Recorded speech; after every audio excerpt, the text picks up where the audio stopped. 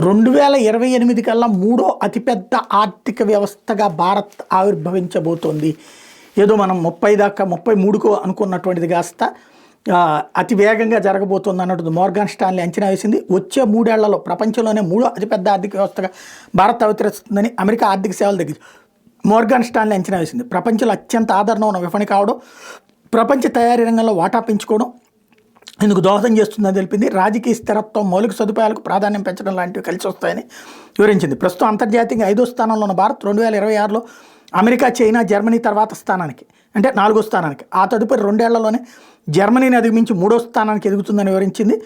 నివేదిక ప్రకారం భారత వృద్ధిని 3 కోణాల్లో మోర్గాన్ స్టాన్లీ అంచనా వేసింది. ప్రతికూల పరిస్థితులు ఎదురైతే 2025లో $3.65 లక్షల కోట్ల ఉన్న ఆర్థిక వ్యవస్థ 2035 కల్లా $6.6 లక్షల కోట్ల చేరొచ్చు.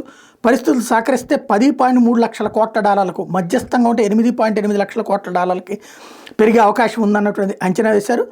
అదే సమయంలో తలసరి జీడిపిలో 2025లో $2,515 ఉంటే 2035 నాటికి బేర్ పరిస్థితులు ఉంటే $4,247, అంటే సుమారు $3.5 లక్షల. బుల్ వాతావరణం అయితే $6,706, అంటే $5,50,000.